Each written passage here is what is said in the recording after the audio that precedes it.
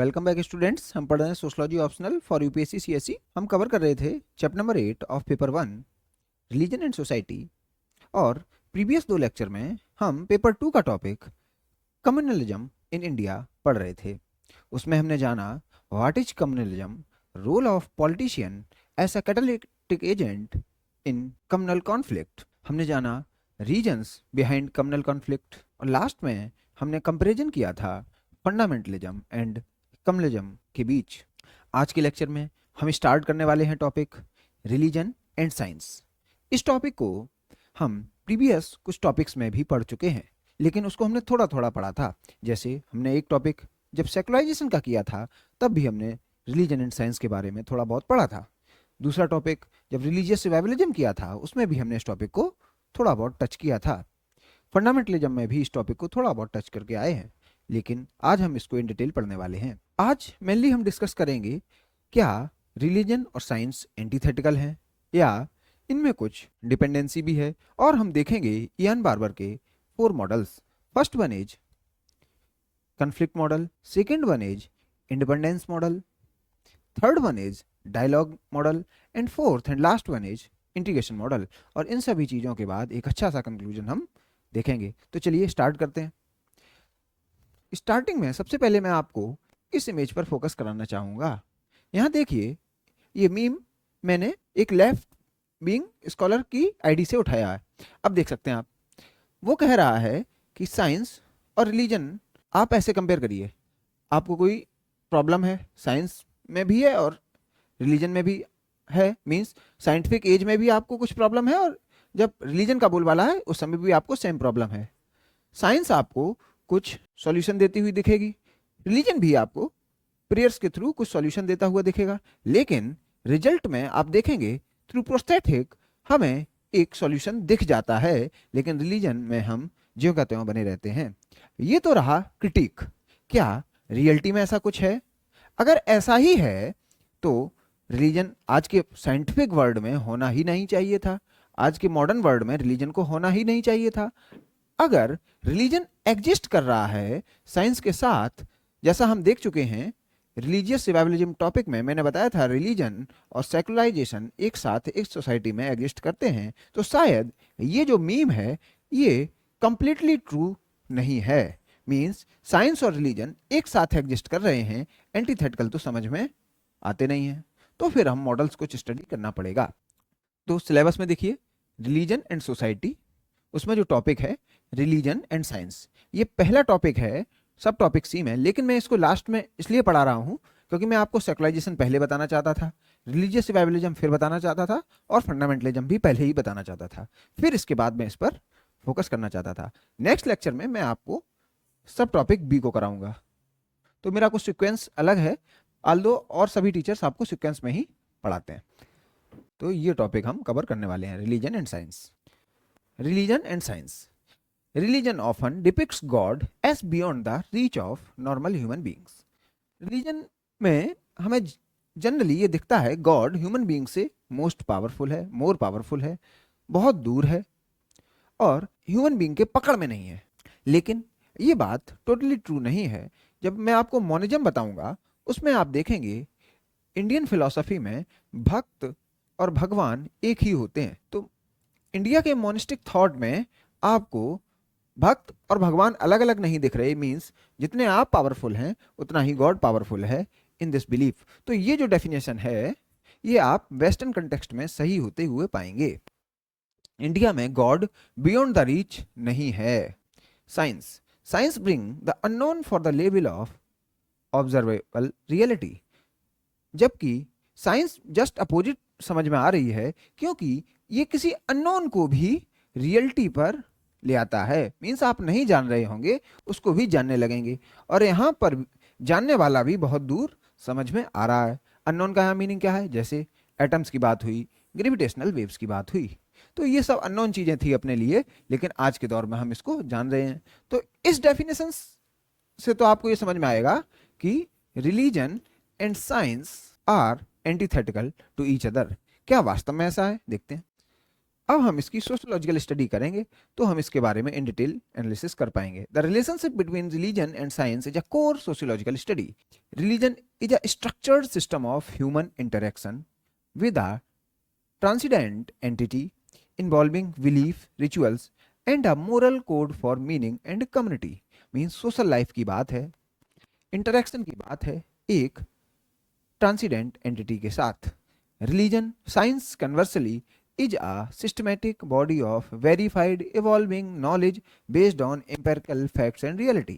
तो ये empirical facts and reality की बातें हैं किसमें, साइंस में। तो यहाँ पर भी ये दोनों कन्फ्लिक्ट में समझ में आ रहे हैं। Historically their interaction has been complex, sometimes conflicting, sometimes coexisting। अब देखिए बात थोड़ी बदली, कभी कन्फ्लिक्टिंग समझ में आता है, कभी कोएग्जिस्टिंग समझ में आता है।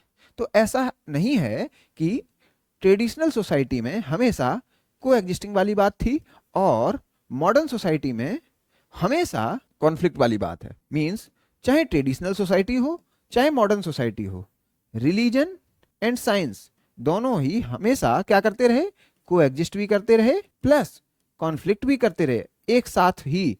ना टाइम के पीरियड में दोनों अलग अलग रहे और ना सोसाइटी के रिस्पेक्ट में दोनों अलग अलग रहे।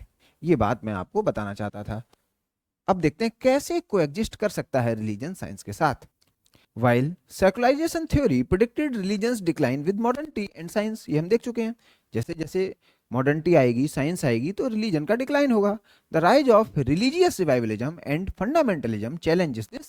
तो इसी मॉडर्न सोसाइटी में आप क्या देख रहे हैं, एक तरफ रिलीजियस रिवाइवलिज्म देख रहे हैं, फंडामेंटलिज्म देख रहे हैं, साथ में आप कम्युनलिज्म भी लिख लीजिए, कम्युनलिज्म भी देख रहे हैं, और दूसरी ओर आप क्या देख रहे हैं, सेकुलराइजेशन, मॉडर्नाइजेशन, ये प्रक्रिया भी देख रहे हैं। तो रिलीजन का इन्फ्लुएंस घट भी रहा है और रिलीजन रिवाइव कर भी रहा है। तो दोनों प्रोसेस इस मॉडर्न सोसाइटी में भी दिख रही हैं। These trends so religion continued, तो रिलीजन हमेशा था, रिलीजन है, ना कि खत्म हो गया। Often resurgent role prompting sociologists to analyze place of faith in our increasingly scientific and secular world। तो साइंटिफिक और सेकुलर वर्ल्ड होते हुए भी और उसका भी इंक्रीजिंग इफेक्ट है, फिर भी रिलीजन कैसे जिंदा है, ये रिलीजियस रिवाइवलिज्म कहाँ है, ये ही है कोर सोशियोलॉजिकल स्टडी। बस हमें ये ही स्टडी करना है। In an age often characterized by the remarkable trends of scientific inquiry, the relationship between science and religion remains a compelling and complex subject. देखिए सोशियोलॉजी में क्या है, पहली बात तो इसको करना ही करना है।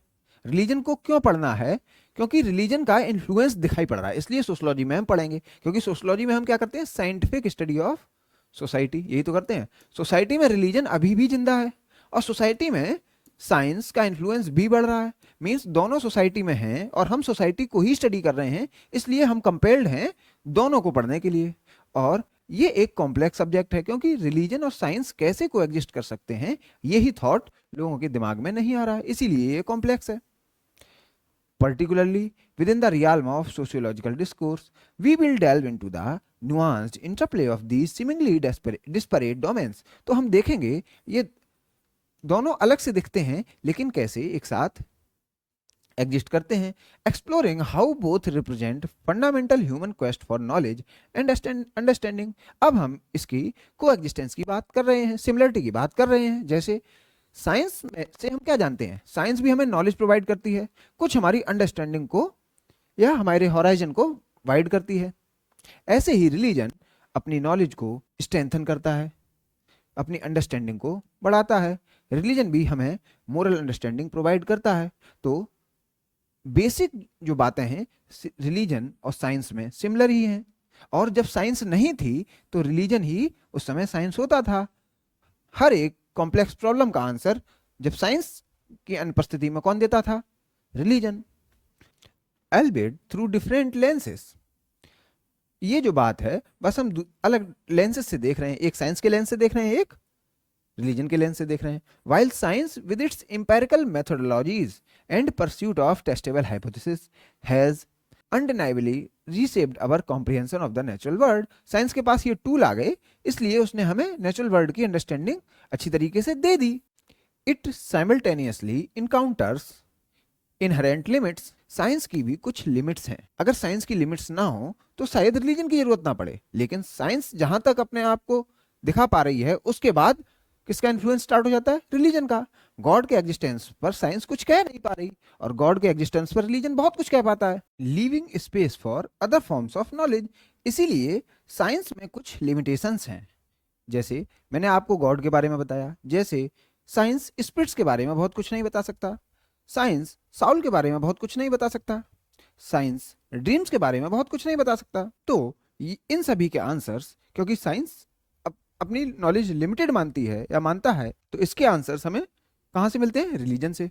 इसीलिए आपने जब मर्टन का कूडोज कंसेप्ट पढ़ा था, मर्टन का याद होगा आपको, कूडोज, उसमें हमने क्या प्रिंसिपल्स देखे थे? Organised scepticism, O for organised scepticism. उसमें उन्होंने क्या बताया था? साइंस सेल्फ क्रिटिक में विश्वास करती है।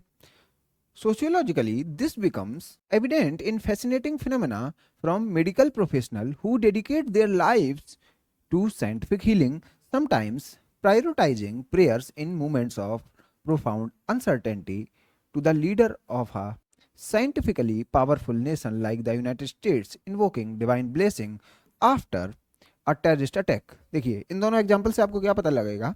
जहां पर साइंस की लिमिट है वहां पर रिलीजन स्टार्ट होता है। मीन्स रिलीजन उसके बाद भी आपकी मदद करने की कोशिश करता है। जैसे डॉक्टर जब अपने हाथ खड़े कर दे तो लास्ट में डॉक्टर क्या बोलता है? डॉक्टर तो एक साइंटिफिक पर्सन है, डॉक्टर बोलता है भगवान की इच्छा, भगवान से दुआ करिए। मीन्स डॉक्टर भी कहीं ना कहीं रिलीजन में या रिलीजन को अपने से पावरफुल मानता है।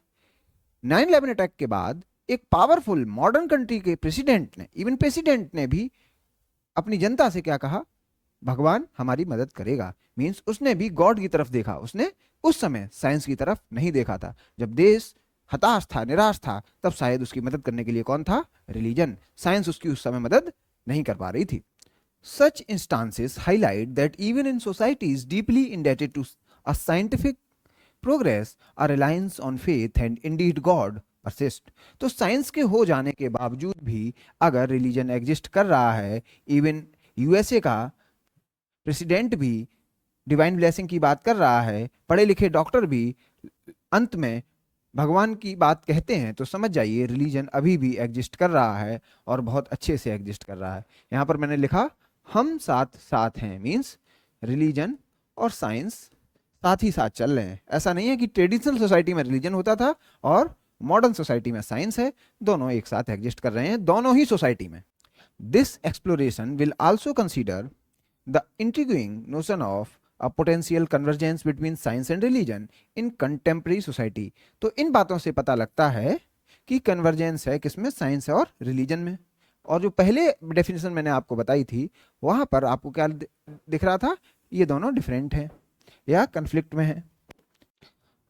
Examining how each in its unique way attempts to grapple with the mysteries of existence and the human condition. तो दोनों ही इन बातों पर रिसर्च कर रहे हैं, दोनों ही इन बातों को एग्जामिन करने में लगे हुए हैं। कौन?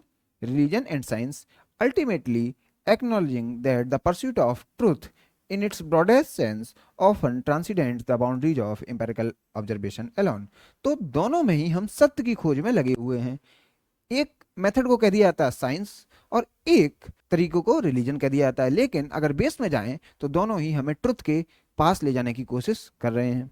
तो ये जो ट्रुथ वर्ड है वही इंपॉर्टेंट है, वही हम फाइंड करने की कोशिश कर रहे हैं साइंस से और वही फाइंड करने की कोशिश कर रहे हैं रिलीजन से। तो ये बात रही रिलीजन और साइंस की। अब कुछ फीचर्स देखते हैं साइंस और रिलीजन के। यहाँ पर लिखिएगा साइंस, यहाँ पर लिखिएगा रिलीजन। देखते हैं क्या फीचर्स हैं। Rational, belief in rationality. Weber साहब भी कहते थे रेशनल सोशल एक्शन से गाइड होगी मॉडर्न सोसाइटी और उसमें ब्यूरोक्रेसी ही ब्यूरोक्रेसी दिखेगा, बाबू ही बाबू दिखेगा, कागज ही कागज दिखेगा और टेक्स्ट पर ज़्यादा बात होगी, सब चीज़ें रिटन में होंगी। ये बात वेबर भी कह रहे हैं मॉडर्न सोसाइटी के कंटेक्स्ट में। तो रेशनल सोशल एक्शन की बात है। यहाँ पर नॉन रेशनल सोशल एक्शन भी दिख जाता था, मीन्स बिलीफ इन सैक्रेड। तो नॉन रेशनल का मीनिंग क्या है? इमोशनल या फियर की वजह से लिए गए एक्शन भी हो जाते हैं। Inquisitive and deliberative, imaginative and speculative. तो यहाँ पर आपको दोनों कन्वर्ज होते हुए नहीं दिख रहे हैं रिलीजन और science. Flexible, open to criticism, challenges and acceptable to change. तो ये चेंज भी स्वीकार करती है साइंस बड़े आसानी से। तो साइंस में सोशल चेंज आपको दिख जाएगा। आल्दो, ये वेस्टर्न सोसाइटी के कंटेक्स्ट में ज़्यादा अच्छा लगता है सेंटेंस कि रिलीजन रिजिड है, डॉगमेटिव है, unquestioning, अडहेरेंस, blind faith, status quest है।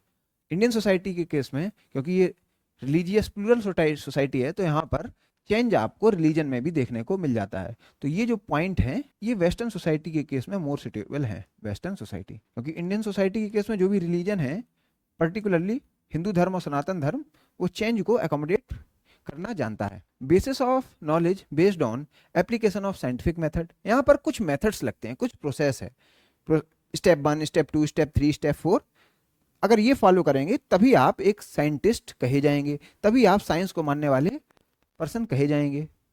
यहाँ पर कुछ मेथड की बात ऐसी नहीं है। वेरिफिकेशन, ऑर्गेनाइज स्केप्टिसिज्म, जो कूडोज में आपने पढ़ा था आर.के. मार्टन के कंसेप्ट में, kudos. Empirical facts and reality की बात है, यहाँ पर सेक्रेड स्क्रिप्चर्स पर बेस्ड रियलिटी होती है। Tradition, faith, revelation and custom की बात है। तो बेसिस ऑफ नॉलेज में भी दोनों डिफरेंट समझ में आ रहे हैं।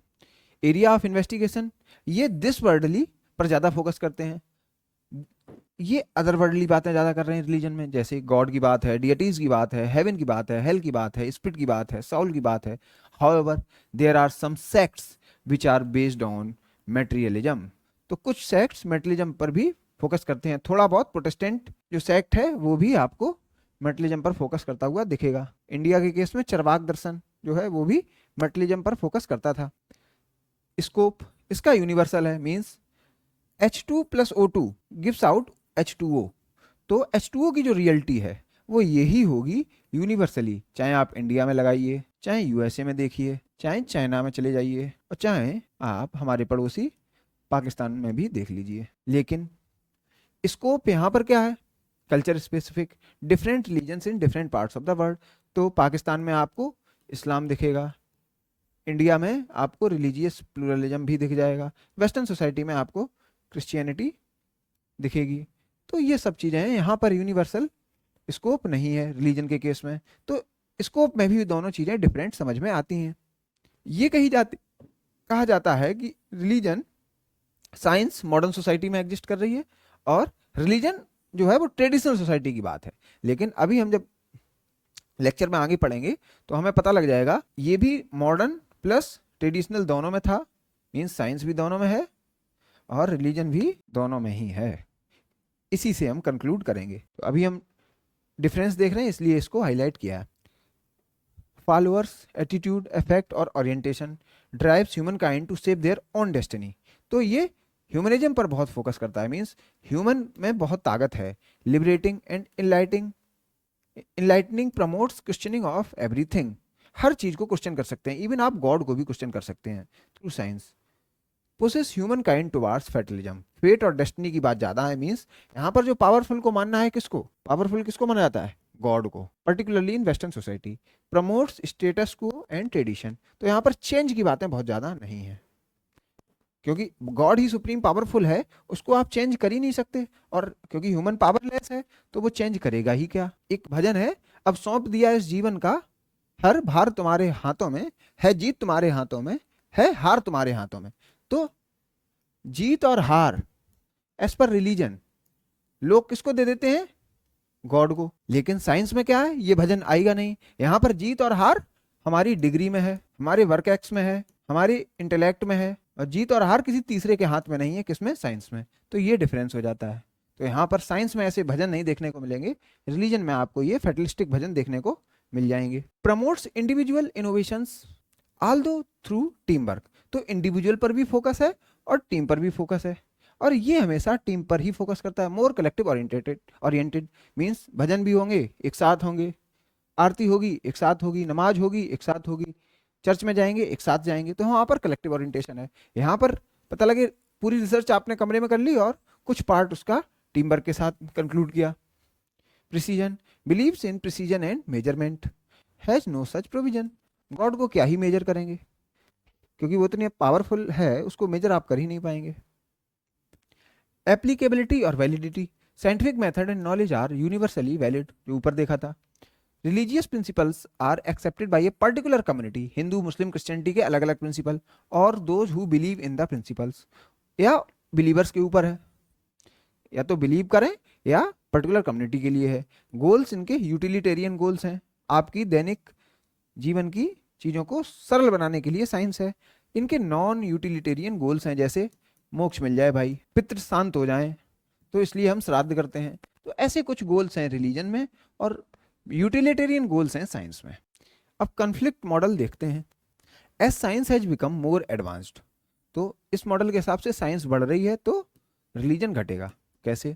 The realm of religion had decline, तो मॉडर्न सोसाइटी जैसे जैसे आएगी रिलीजन घटता हुआ दिखेगा एज पर कन्फ्लिक्ट मॉडल।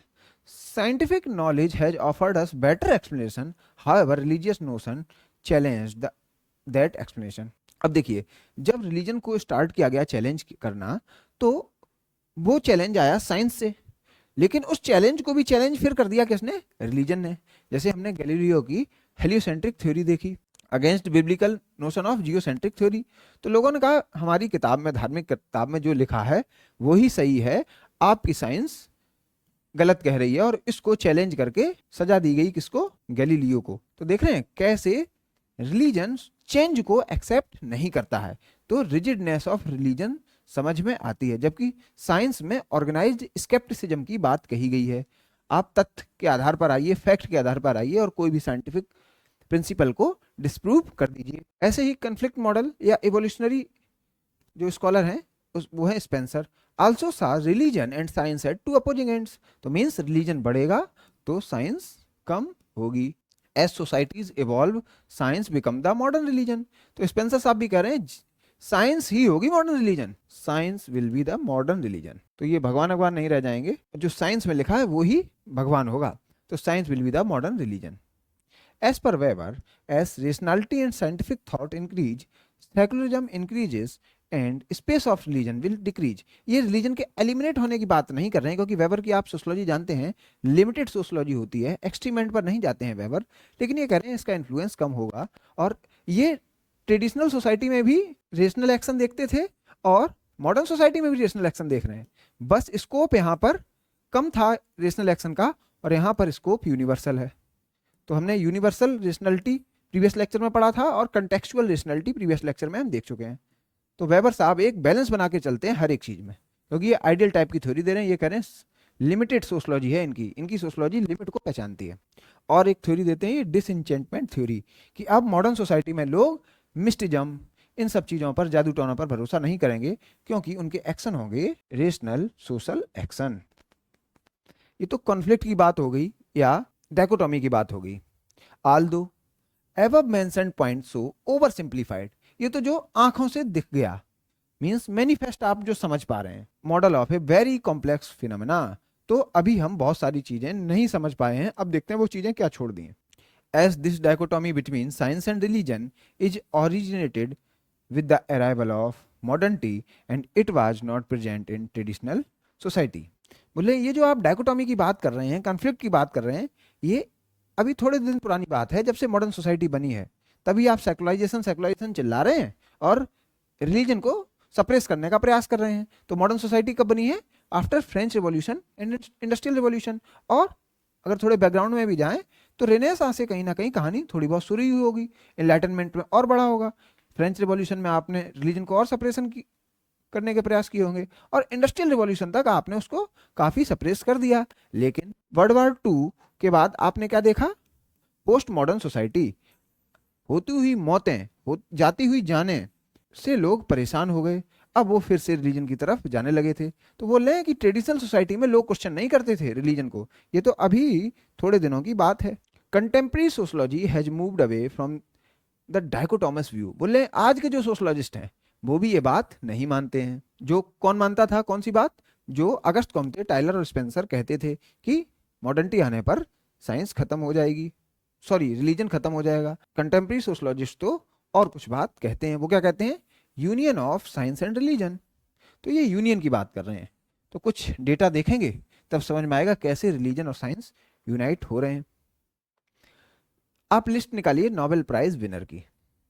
इस डेटा में आपको पता लग जाएगा कि नोबेल प्राइज विनर में कुछ लोग ही थे जो धर्म को फॉलो नहीं करते थे, मीन्स रिलीजियस नहीं थे, नहीं तो majority of the Nobel laureates were religious. Winner between 1901 to 2000, 65% were Christians, 22% of Jews or atheists, agnostics and free thinkers have won only 5%.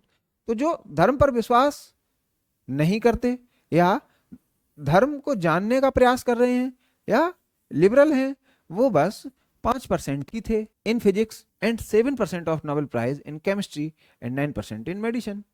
तो इनकी माइक्रोस्कोपिक माइनॉरिटी है. तो इवन नोबेल लॉरिएट्स तक जो साइंस के नोबेल लॉरिएट हैं वो religious थे. Align एक्लन conducted a study between 2011 and 2024 and found that 76% of American scientists were identified with a religion. तो इन्होंने एक दूसरा डेटा दिया जिससे समझ में आया कि साइंटिस्ट भी रिलीजन हैं. तो हम टॉपिक क्या कर रहे हैं, union of science and religion, ये समझ के चलिएगा. एक और एक्सपेरिमेंट किया गया जिसमें साउल का वेट 18 ग्राम निकला. इससे क्या पता लगा कि धर्म में जो साउल की बातें हैं वो कहीं ना कहीं सही हैं, क्योंकि अगर साइंस ने वेट फाइंड किया है तो जो हमारी थ्योरी है जैसे एनिमिज्म की, स्पिरिट वर्शिप की, ये सब कहीं ना कहीं सही होती समझ में आ रही हैं. तो उसको जस्टिफाई किया गया थ्रू साइंस. साइंस ने उसको सही बताया through this experiment. Questions and confusion have always surrounded man and he sought answer to these in either religion or science. तो रिलीजन और साइंस का काम ही क्या है, जो भी क्वेश्चन हो, जो भी कंफ्यूजन हो, उनको आंसर करती है दोनों. जैसे हमने देखा प्रिमिटिव सोसाइटी में स्पिरिट के क्वेश्चन, ड्रीम्स के क्वेश्चन, शैडो के क्वेश्चन, लाइफ के क्वेश्चन, डेथ के क्वेश्चन, साउल के क्वेश्चन, ये सब क्वेश्चन के आंसर दिए जाते थे. Some answer could not get explained by science, thus needs of human fulfilled by God. और जहां पर भी साइंस लिमिटेड है, वो जानती नहीं है, तो फिर रिलीजन अपने आप ही अपनी जगह बना लेता है. तो दोनों ही यूनियन में चलते हैं. Both are curiosity driven and fulfils intellectual needs. दोनों ही इंटेलेक्चुअल नीड्स को कैटर कर रहे हैं.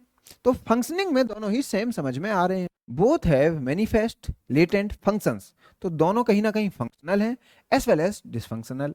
तो साइंस भी जान देती है और जान ले भी सकती है. ऐसे ही रिलीजन शायद जान देता हो और जान ले भी लेता हो. तो दोनों ही फंक्शनल हैं, दोनों ही डिसफंक्शनल हैं, दोनों ही मैनिफेस्ट लेवल पर भी दिखते हैं और दोनों को लेटेंट लेवल पर भी महसूस किया जा सकता है. Both are result of intellectual as well as emotional needs of human being. तो इंटेलेक्चुअल नीड की क्या है, रिलीजन के केस में हमने ड्रीम्स के बारे में जाना, शैडो के बारे में जाना, लाइफ के बारे में जाना, डेथ के बारे में जाना, साउल के बारे में जाना. और इमोशनल नीड में क्या था, फियर से परेशान थे हम, तो फियर को विन करने के लिए हमने रिलीजन का सहारा लिया. एंजाइटी को हटाने के लिए रिलीजन का सहारा लिया. और मॉडर्न सोसाइटी में इन सबसे निजात पाने के लिए हम साइंस का सहारा ले रहे हैं. तो दोनों के फंक्शन लगभग सिमिलर समझ में आ रहे हैं. In pre modern times there was no artificial distinction between religion and science, particularly in Indian society. Indian society में प्री मॉडर्न टाइम में भी साइंस और रिलीजन अलग अलग नहीं था. जैसे आप आयुर्वेद को पढ़ेंगे तो आयुर्वेद ऋग्वेद का एक पार्ट है. तो ऋग्वेद में रिलीजियस हाइम्स लिखे हुए हैं और इसमें ही मेडिकेशन के बारे में लिखा हुआ है, दवाइयां लिखी हुई हैं, मेडिसिन के बारे में लिखा हुआ है. तो साइंस और रिलीजन तो इंडिया में पहले ही से थे. तो आप हिंदू रिलीजन को एक साइंटिफिक रिलीजन भी कह सकते हैं, क्योंकि यहाँ पर आयुर्वेद जैसे अच्छे वेद लिखे गए. योगा की बात है जिसमें रिलीजन और साइंस कन्वर्ज करते हैं. वेद का मीन ही होता है टू नो. वेद से होता है विद मीन्स विद्या, और टू नो इंग्लिश में उसको कहते हैं टू नो. और साइंस का मीनिंग भी क्या है, जानने से ही है. तो रिलीजन और साइंस मीनिंग में भी सिमिलर समझ में आ रहे हैं. Even Catholic church funded various scientific researches. और साइंटिफिक रिसर्चेस को फंड भी शुरुआती दौर में कैथोलिक चर्च ने ही किया. तो ऐसे साइंस और रिलीजन ने एक दूसरे की मदद भी की.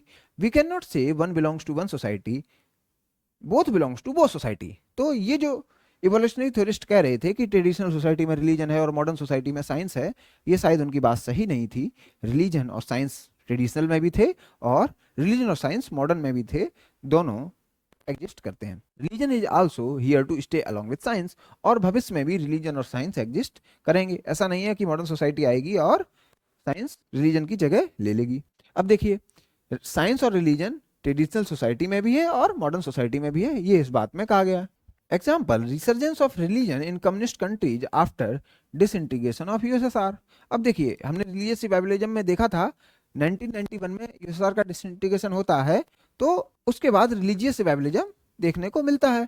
हमने क्लैश ऑफ सिविलाइजेशन थ्योरी पढ़ी थी कि अमेरिका अब आइडियोलॉजी के बेस पर क्लैश नहीं करेगा, वो रिलीजन के बेसिस पर क्लैश करेगा। अब कैपिटलिज्म और कम्युनिज्म का झगड़ा नहीं होगा, अब क्रिश्चियनिटी और इस्लाम का झगड़ा होगा। Science will also stay and will go parallel with religion in this modern industrial society. तो साइंस भी बढ़ेगी और रिलीजन भी रिवाइव करेगा, ये दोनों चीजें साथ में होनी ही हैं। कैन नॉट से religion is all rigid and science all flexible. ऐसा भी नहीं है कि रिलीजन हमेशा ही रिजिड है जैसे हमने प्रीवियस टेबल में देखा था, और साइंस हमेशा ही फ्लेक्सिबल है। जैसे साइंटिस्ट कहलाने के लिए आपको कुछ मेथड्स फॉलो करने पड़ेंगे, कुछ डिग्री लेनी पड़ेगी, तभी आप साइंटिस्ट कहलाएंगे। अब अगर वो डिग्री आपके पास नहीं है तो साइंटिस्ट नहीं कहलाएंगे, तो साइंस आपकी कदर नहीं करेगा। तो साइंस भी उतना फ्लेक्सिबल नहीं है। जैसे मैंने यहाँ पर लिखा साइंटिफिक मेथड्स ही फॉलो करोगे तभी आप साइंटिस्ट कहे जाओगे। साइंटिस्ट करता क्या है, उसके दिमाग में एक आइडिया आता है और उसको मटेरियल रियलिटी में बदल देता है। जैसे किसी साइंटिस्ट के दिमाग में बम का आइडिया आया होगा, उसने कहा बम बनाएंगे, और मटेरियल रियलिटी में बम आ गया। किसी के साइंटिस्ट के दिमाग में इंजन का आइडिया आया होगा और बाद में एक मटेरियल रियलिटी इंजन की दिखाई पड़ी। ऐसे ही एक पॉटर, एक पेंटर के दिमाग में आइडिया तो आता है और वो भी उसको एक मटेरियल रियलिटी की शेप देता है। क्या कोई भी साइंटिस्ट अपने घर पे काम करने वाले पेंटर को साइंटिस्ट कहेगा? शायद नहीं। अगर वो ये नहीं कह रहा है, आल दो दोनों सेम काम कर रहे हैं, तो आपको नहीं लगता है कि साइंस भी फ्लेक्सिबल नहीं है? साइंस को फॉलो करने वाले भी फ्लेक्सिबल नहीं है, वो भी इनइक्वलिटी को बढ़ा रहे हैं। तो साइंस और रिलीजन में ऐसा नहीं है कि रिलीजन हमेशा रिजिड है और साइंस हमेशा फ्लेक्सिबल है। रिलीजन कैसे रिजिड हर जगह नहीं है? इंडियन सोसाइटी के केस में मॉनिज्म में आप देखेंगे भक्त को ही भगवान कह दिया गया, और एक भजन भी आपने सुना होगा, भक्त के बस में है भगवान। तो भगवान को भक्त के बस में कह दिया गया, मींस ह्यूमन को बहुत पावरफुल पहले ही कह दिया गया था, और गॉड को पावरलेस भी रिलीजन में बताया जाता है। तो इतना रिलीजन फ्लेक्सिबल है in case of Indian society. तो हमेशा ऐसा नहीं है कि रिलीजन हमेशा रिजिड है और साइंस हमेशा फ्लेक्सिबल है। There can be fundamentalist in religion but majority is open to discussion and debates. हाँ, एक दो लोग फंडामेंटलिस्ट हो सकते हैं, भिंडा वाले जैसे, लेकिन बहुत सारे लोग रिलीजन में सोशल चेंज को अपोज नहीं करते हैं। हमने भी सेकुलराइजेशन थ्योरी में देखा था कि जब आप इस पेरीफेरल वैल्यूज को रिलीजन के टच करेंगे तो ये पेरीफेरल वैल्यूज एकोमोडेट करके चेंज हो जाती हैं, लेकिन जैसे ही आप कोर वैल्यूज को टच करेंगे तो रिलीजन थोड़ा सा बाउंस बैक करता है और रिलीजियस फंडामेंटलिज्म देखने को मिलता है। तो बस आप रिलीजन को जब चेंज करने की कोशिश करें तो इनको थोड़ा ध्यान से चेंज करें, या जब इनको चेंज करने की कोशिश करें तो समझ लें क्या ये चेंज सिग्निफिकेंट है कि नहीं है। देखिए, अकबर ने दीन ए इलाही एक रिलीजन स्टार्ट किया, ये धर्म की दुकान उन्होंने खोली। उस धर्म की दुकान में उन्होंने किसकी बात की थी? फ्लेक्सिबिलिटी की। Science is also based on paradigm and works in that rigid sphere. मैंने आपको इस एग्जांपल से बताया कि साइंस में भी रिजिडिटी है, क्योंकि ये पैराडाइम की बात करता है, मेथड्स की बात करता है। एक पेंटर को आप पेंटर के द्वारा किए गए काम को आप साइंस में इंक्लूड करेंगे ही नहीं, आल्दो वो भी आइडिया को मटेरियलिटी में बदल रहा है। तो इतनी रिजिड है science. So both science and religion exhibit rigidity and flexibility up to some extent. तो दोनों ही सिमिलर हैं, क्योंकि दोनों में ही रिजिडिटी भी दिखेगी और फ्लेक्सिबिलिटी भी दिखेगी। तो कुछ लोग रिजिडिटी को फॉलो करते हैं रिलीजन और साइंस दोनों में, और कुछ लोग फ्लेक्सिबल होते हैं रिलीजन एंड साइंस दोनों में। तो ऐसा नहीं है कि एक फ्लेक्सिबल है टोटली और एक रिजिड है totally. Science criticize religion as saying there is no God and if there is show us. तो साइंस तो ये कहती है गॉड है नहीं। सभी साइंटिस्ट जो क्रिटिसाइज करते हैं रिलीजन को भी ये कहते हैं गॉड है नहीं, अगर है तो हमें दिखाइए। क्या कोई एक पादरी, कोई एक पुजारी एक साइंटिस्ट से ये कह देता है आप एटम बता रहे हैं, चलिए मुझे दिखाइए? तो एटम को देखना पॉसिबल है थ्रू सम इंस्ट्रूमेंट्स। एक सेटअप में ही आप एटम्स को देख सकते हैं। ऐसे ही एक पुजारी, एक पादरी, एक काजी या अदर बिलीवर्स ये कह सकते हैं मेरे गॉड को आप एक मेथड के द्वारा ही देख सकते हैं, और वो मेथड कुछ लोग ही जानते हैं। तो जैसे आपके एटम को सभी नहीं देख सकते, वैसे हमारे गॉड को सभी नहीं देख सकते। आपके कंसेप्ट को सब समझ नहीं सकते, वैसे मेरे रिलीजन में जो कंसेप्ट दिए गए हैं वो भी सब नहीं समझ सकते। इतनी छोटी सी बात। But have common people seen atoms? Hence there are also handed over knowledge in science as well. तो जैसे हम लोग भी केमिस्ट्री में जब पढ़े हैं, हमने जाना एटम को डिवाइड कर सकते हैं। ये डेफिनेशन देखी, atom are atoms are divisible, यही तो कहते हैं हम लोग। जितने लोग भी लेक्चर देख रहे हैं इंक्लूडिंग मी, मैं पढ़ा रहा हूं, क्या मैंने कभी एटम्स देखे? आपसे भी मैं क्वेश्चन कर रहा हूं, क्या कभी हमने एटम्स देखे? आप कहेंगे सर देखे तो नहीं है, कि टीचर ने बताए थे, टिचर को किसी बुक ने बताए थे, बुक को किसी साइंटिस्ट ने बताया था। तो ये जो नॉलेज है ये हमेशा तो क्रॉस चेक की नहीं गई कि आपके टीचर ने बताया कि एटम्स डिविजिबल होते हैं तो आपके टीचर ने माइक्रोस्कोप के साथ दिखा दिया हो, ऐसा तो हुआ नहीं। एटम्स को देखना एक बड़ा टेक्निकल सेटअप लगता है, तभी हम देख सकते हैं एक, और वो महंगा सेटअप होता है। तो हमने भी हैंडेड ओवर नॉलेज ली और एटम्स को वैसे ही माना। ऐसे ही गॉड की जो बात है, गॉड है कि नहीं है, ये भी हैंडेड ओवर नॉलेज है। शायद किसी ने देखा हो, उस समय वो सेटअप एग्जिस्ट कर रहा हो, और आज उस सेटअप को लगाना पॉसिबल नहीं है, वो महंगा सेटअप है, इतनी सी बात है, और आप कह रहे हैं गॉड नहीं है। तो दोनों स्ट्रीम्स में आपको हैंडेड ओवर नॉलेज मिलेगी, इतनी सी बात है। तो हैंडेड ओवर नॉलेज दोनों में एग्जिस्ट करती है। Auguste Comte established Church of Positivism based on principle of altruism, order and progress, and he was one believer of sociology being a science. तो अगस्त कॉम्ट तो इवोल्यूशनरी सोशलॉजिस्ट हैं, तो ये science और रिलीजन को conflict वाला बता रहे हैं। तो इसीलिए चर्च ऑफ पॉजिटिविज्म की बात कर रहे हैं, चर्च ऑफ साइंस की बात कर रहे हैं। ये चर्च ऑफ गॉड की बात नहीं कर रहे, ये चर्च ऑफ साइंस की बात कर रहे हैं। लेकिन ये साइंस को भी रिलीजन के साथ ही देख रहे हैं, मीन्स रिलीजन को एक साइंस का फॉर्म दे रहे हैं। लेकिन अगर ऐसा कर रहे हैं तो ये रिलीजन को डिनाई करने की तो बात कर नहीं रहे हैं, बस ये रिलीजन का फॉर्म चेंज करने की बात कर रहे हैं। Although he also hold a notion of complete dichotomy between science and religion, तो साइंस और रिलीजन को ये सेपरेट देखते हैं। लेकिन ये चर्च ऑफ पॉजिटिविज्म की बात कर रहे हैं, पॉजिटिविज्म का चर्च खोलने की बात कर रहे हैं, मीन्स एक organised religion based on scientific ideas. अब ये जो भी हमने पढ़ा, इयान बार उसका आइडियल टाइप बना रहे हैं, कुछ मॉडल बना रहे हैं।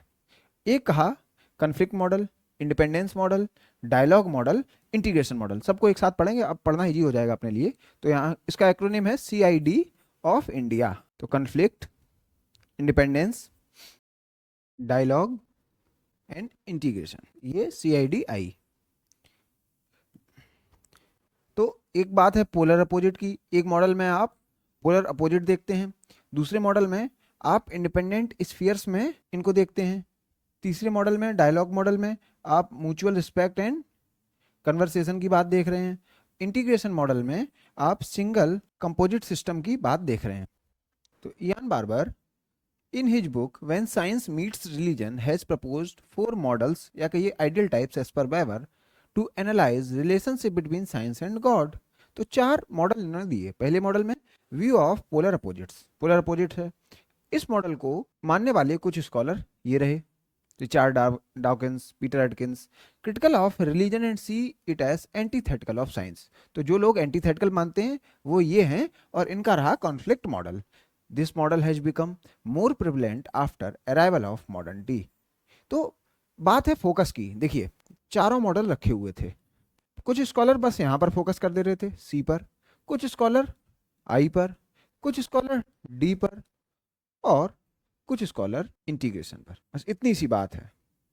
फोकस पॉइंट कहाँ है ये बता रहा है कि आप कैसे रिलेशनशिप देख रहे होंगे रिलीजन एंड साइंस में। Independence model associated with scholars like Stephen Jay Gould. This model argues that religion and science are independent of each other. तो रिलीजन और साइंस होते तो इंडिपेंडेंट हैं। पहले क्या था, रिलीजन और साइंस किसमें, कन्फ्लिक्ट में है, तो एक दूसरे की कटिंग करेंगे। यहाँ पर इंडिपेंडेंट हैं, हमें आपसे कोई मतलब नहीं। As they deal with different subject matters, तो इनके सब्जेक्ट मैटर इधर के हैं, इनके सब्जेक्ट मैटर इधर के हैं, तो दोनों की सब्जेक्ट मैटर ही अलग है, स्कोप ही अलग है। ये कुछ और रीड करते हैं, किसी और चीज के बारे में स्टडी करते हैं, और साइंस कुछ और स्टडी करता है। This model argues that religion and science are independent of each other as they deal with different subject matters. तो मोस्ट इंपॉर्टेंट कीवर्ड क्या है, डिफरेंट सब्जेक्ट मैटर्स, जैसे this worldly and other worldly. तो एक this worldly पर focus कर रहा है तो दूसरा अदर वर्डली पर। Science deal with natural outer world, religion deals with supernatural और inner world. What is beyond scientific analysis और understanding are to be viewed by religion. अब मन में क्या चल रहा है ये साइंस नहीं बता सकता, लेकिन ध्यान से हम थ्रू रिलीजन पता कर सकते हैं कि हमारा मन कैसा है, हम क्या सोचते हैं, हम मन को कैसे कंट्रोल कर सकते हैं। ये सब रिलीजन की बातें हैं। तो स्कोप ही अलग है, सब्जेक्ट मैटर ही अलग है। एक कीवर्ड है NOMA, non overlapping magisteria principle by Stephen J Gould. इसको भी यूज किया जाता है इस मॉडल में। डायलॉग मॉडल मीन्स रिलीजन और साइंस अलग अलग हैं लेकिन आपस में एक कॉन्टैक्ट बनाए हुए हैं। Associated with scholars like Alvin Plantinga, Einstein, Faraday Institute, and journals like Theology and Science. Relationship between science and religion should be based on mutual respect. तो एक दूसरे का सम्मान करें, एक दूसरे का लोड लीजिए। Both are rich, lot to learn from each other. तो एक दूसरे से आप इंटरेक्ट करिए और सीखिए। And can benefit each other with sharing of information. Such model encourage greater interaction. तो इस मॉडल में आप क्या करेंगे, इंटरेक्शन बहुत देखेंगे क्योंकि एक दूसरे से सीखना है। Between scientific community and man of religion, healthy dialogue exchange. Due to influence of science many religions have rationalized themselves. तो ये जो आपने सेकुलराइजेशन ऑफ रिलीजन की बात देखी वो क्यों हो पाई, रिलीजन ने भी साइंस की बात कुछ कुछ मानी और अपने में चेंज लाए, तो उसको कहा गया secularization of religion. Innovations and discoveries of science like TV और internet being used by religious leader. तो रिलीजियस लीडर ने टेक्नोलॉजी को यूज करने से मना नहीं कर दिया। अगर नहीं मना किया तो वो भी डायलॉग मॉडल में विश्वास करते थे। राम कथा भी अब माइक से हो सकती है, तो लोग भी रिलीजन को थ्रू टीवी इंटरनेट जान पाए, to reach the masses, sermons भी हो पाए। तो ये है dialogue model. Integration model associated with scholars like Lawrence Principe, R K Merton, Mani Bhaumik. अभी हम नेक्स्ट पेज पर इनके बारे में देखेंगे। इनकी बात अपने फॉर्मर प्रेसिडेंट साहब डॉक्टर एपीजे अब्दुल कलाम बहुत करते थे, एपीजे अब्दुल कलाम। तो इनको नेक्स्ट पेज पे देखेंगे। द कोड नेम गॉड करके इनकी एक बुक है। अब हम इंटीग्रेशन मॉडल पर डिस्कस कर रहे हैं। Relatively recent differentiation should be done away with both viewed as a single system of composite knowledge. तो इस मॉडल में आपको रिलीजन और साइंस कंपोजिट नॉलेज का पार्ट दिखता है, मीन्स एक ही नॉलेज सिस्टम समझ में आ रहा है। जैसे आयुर्वेद, योगा, तो इसमें ना रिलीजन अलग है और ना साइंस अलग है। अब जैसे अब देखिए ऋग्वेद है, अगर इसको बोल दिया जाए तो आपको लगेगा कि ये रिलीजन में डील करता है, और इसी में एक उपवेद कहिए वो है आयुर्वेद, उसके लास्ट में दिया गया है शायद। तो आयुर्वेद में आप किसको देख रहे हैं, साइंस को। तो जो रिलीजन है वो ही साइंस है और जो साइंस है वो ही रिलीजन है। ऐसी कुछ बात है किसमें, इंटीग्रेशन मॉडल में। तो हम लोग एक मीम देखे हैं, गंगाधर ही शक्तिमान है और शक्तिमान ही गंगाधर है, बस नाम अलग है और थोड़ा बहुत डिफरेंस है लेकिन है similar. Some new religions like Scientology declared themselves as totally scientific and fully compatible with scientific principles. तो रिलीजन भी है और साइंटिफिक प्रिंसिपल्स भी फॉलो कर रहा है। Vivekanand rejected dichotomy between science and religion and called religion as a science of consciousness. तो ये रिलीजन को ही साइंस बोल रहे हैं विवेकानंद साहब। Religion is equal to science of consciousness. जैसे साइंस ऑफ लाइफ क्या है, साइंस ऑफ लाइफ इसको कह देते हैं biology. Science of chemical structures को कह दिया केमिस्ट्री। साइंस ऑफ फोर्स को कह दिया फिजिक्स। तो ये साइंस में हम लोग ये सब पढ़ते हैं। ऐसे ही साइंस ऑफ कॉन्शियसनेस को क्या कह दिया, रिलीजन। तो ये सब जैसे केमिस्ट्री एक साइंस है, फिजिक्स एक साइंस है, बायो एक साइंस है, वैसे रिलीजन भी एक साइंस है, बस वो साइंस है किसकी, कॉन्शियसनेस की। ये कौन बोल रहे हैं, विवेकानंद साहब। According to Steve Bruce science and religion can go hand in hand and they are not antithetical to each other. तो इनके स्टेटमेंट को आप चाहे डायलॉग मॉडल में अप्लाई कर लीजिए चाहे इंटीग्रेशन मॉडल पर। Mani Bhaumik wrote a book code name God. आप इनके बारे में डॉक्टर एपीजे अब्दुल कलाम बहुत बात करते थे। Mentioned his scientific accomplishment based on knowledge of science. तो इन्होंने बताया कैसे इन्होंने लेजिक सर्जरी पे काम किया और उसका कैसे पेटेंट फाइल किए, ये सब बातें ही बताते हैं, लेकिन साइंटिफिक अचीवमेंट्स पर ये डिस्कस करते हैं बाद में। लेकिन later turn towards spirituality, later ही try to synthesise science and God. तो दोनों में एक सिंथेसिस ढूंढने की कोशिश की Mani Bhaumik. And by his experiments ही prove there is God scientifically. तो गॉड का होना इन्होंने कैसे प्रूव किया, through science. R.K. Merton, in his seminal 1938 monograph, Science, Technology and Society, in 17th century England, proposed what is now famously known as the Merton thesis, which fundamentally aligns with the integration model. तो Merton thesis भी integration model पर कुछ align हो रही है जैसे. Merton argued that rise of modern science in 17th century was not a product of secular rebellion. तो कोई एक एक्सीडेंटल घटना नहीं थी against the church, but was instead deeply rooted in Puritan ethic. तो साइंस का भी जो थॉट आया, साइंस जो आई, वो किस पर प्रेमाइज्ड है? प्यूरिटन एथिक्स, या कहिए प्रोटेस्टेंट रिलीजन पर, प्यूरिटन एथिक्स. तो प्रोटेस्टेंट को फॉलो करने वाले लोगों को कहा जाता है प्यूरिटन इन यूके. तो आप कहिए वेस्ट प्रोटेस्टेंट एथिक. तो साइंस के पीछे कोई कारण है, वो क्या है? प्रोटेस्टेंट. तो साइंस के पैदा होने में ही रिलीजन का रोल है, ये समझ में आ रहा है. ये कौन बोल रहा है? मर्टन साहब. तो कैसे दोनों अलग हो सकते हैं, इसीलिए इंटीग्रेशन मॉडल को ये सपोर्ट कर रहे हैं. He observed that the religious belief system of the time, specifically the Protestant and Calvinist. तो उस समय जब साइंस जन्म ले रही थी, उसको मदद की किसने? इस बिलीफ सिस्टम ने. Provided the cultural and moral sanction necessary for scientific inquiry to flourish. तो जो ह्यूमनिज्म, एम्पेरिसिज्म, रियलिज्म या ऑब्जर्वेशन, इन सब की जो बातें थी, सोसाइटी को इसके लिए तैयार किया. क्वेश्चनिंग के लिए सोसाइटी को अगर तैयार किया तो किसने तैयार किया? प्रोटेस्टेंट एथिक ने. तभी तो लोग रिलीजन को क्वेश्चन कर पाए, इसीलिए साइंस डेवलप हो पाई. तो रिलीजन को क्वेश्चन करने के लिए खुद किसने मदद की? साइंस की, रिलीजन ने. तो इसीलिए प्रोटेस्टेंट एथिक की वजह से साइंस को कुछ ग्राउंड मिल पाया जिसपे वो काम कर पाए. अगर रिलीजन सोशल चेंज के लिए ग्राउंड तैयार ना करता तो साइंस तो पहले झटके ही में आउट हो जाती, क्योंकि सोसाइटी से सैंक्शन पाना बहुत कठिन हो जाता है. According to Merton, Puritans viewed the study of nature as a holy calling. तो जो साइंस कर रही थी, या नेचुरल साइंस जिसको कहा जाता है, स्टडी ऑफ नेचर, वो होली कॉलिंग कह दी गई कि भगवान की इच्छा है. तो भगवान से जोड़ दिया गया, तो लोगों ने बहुत ज्यादा क्वेश्चन नहीं किया और सैंक्शन दे दिया. And a way to glorify God. और ये जो नेचुरल साइंस है, नेचुरल साइंस जो कर रही है, वो क्या है? Way to glorify God. ये लोगों में एक बात बताई, ग्लोरीफाई गॉड.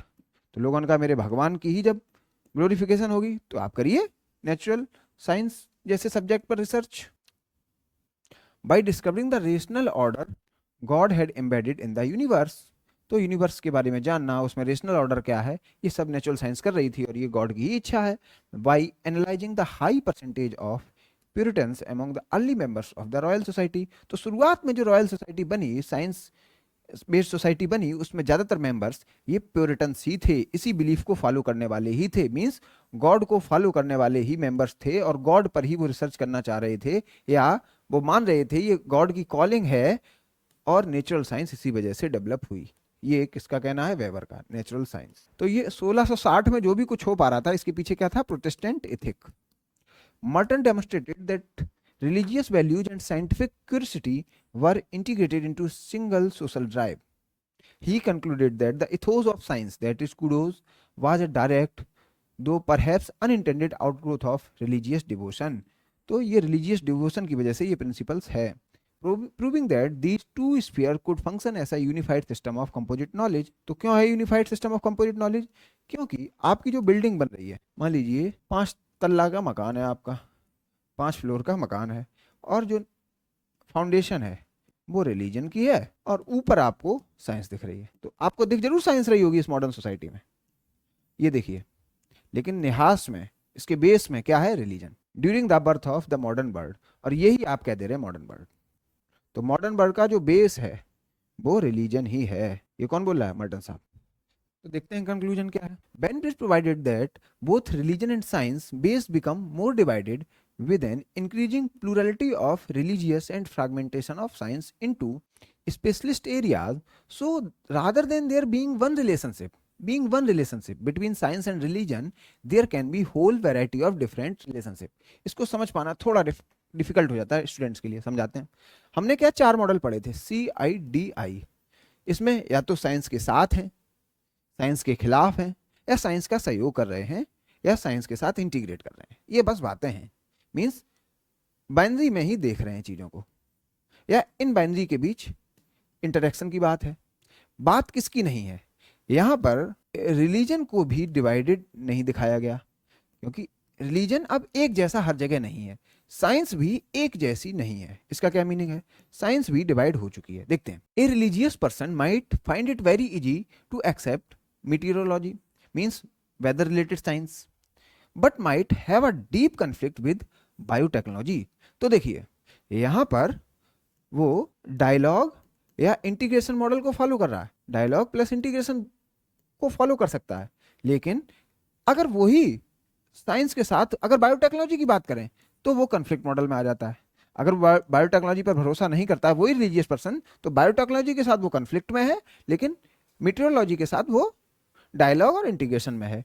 तो इससे क्या पता लग रहा है, ऐसा नहीं है कि सी है तो आई और डी और आई नहीं होंगे, ऐसा नहीं है। अगर सी हो गया तो आई डी आई नहीं होंगे, या आई हो गया तो सी डी आई नहीं होंगे, या डी हो गया तो सी आई नहीं होंगे, आई हो गया तो सी आई डी नहीं होंगे।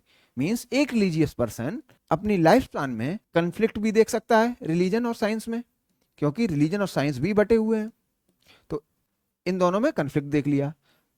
थोड़ा और बड़ा हुआ तो रिलीजन के दूसरे स्टैंड में, जैसे ये ए बी और सी रिलीजन, और साइंस का देख दिया डी ई एफ, तो वो क्या देख सकता है, integration of B and science में ई।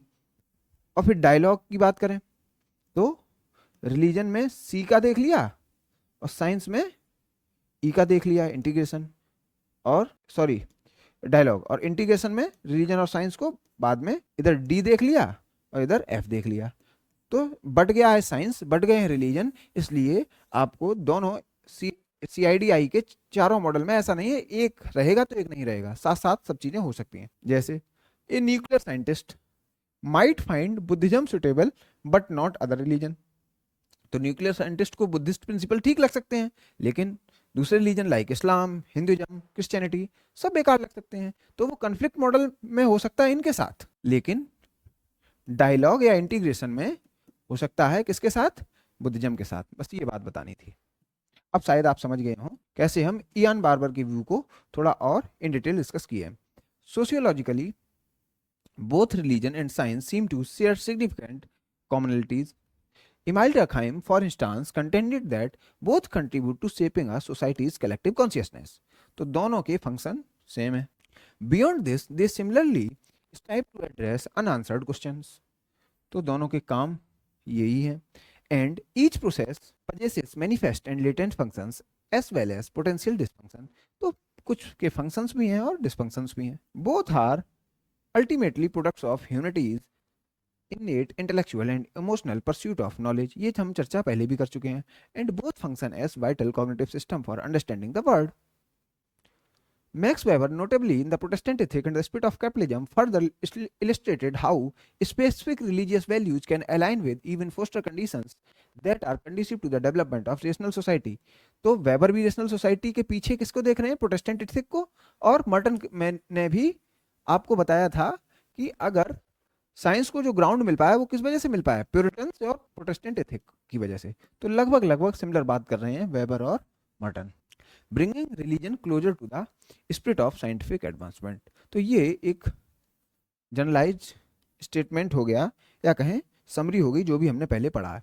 Even leading scientist have affirm their belief in religion as follows. तो ये कुछ साइंटिस्ट के व्यू हो गए रिलीजन पर, जिसमें आपको दिख जाएगा रिलीजन और साइंस में एक इंटीग्रेशन मॉडल इन कोट्स से दिखेगा। तो आप या तो कंक्लूड इनसे कर सकते हैं या स्टार्ट इनसे कर सकते हैं। Robert Boyle, God is author of universe. तो ये गॉड को यूनिवर्स से एसोसिएट कर रहे हैं, और ये बॉयल्स लॉ इन्होंने दिया था, Robert Boyle. Lord Kelvin, if you study science deep enough and long enough it will force you to believe in God. तो देखिए जो मोस्ट इंपॉर्टेंट कीवर्ड हैं इस बुक में मैंने हाईलाइट किए हैं, साइंस और गॉड में ये भी बात बता रहे हैं।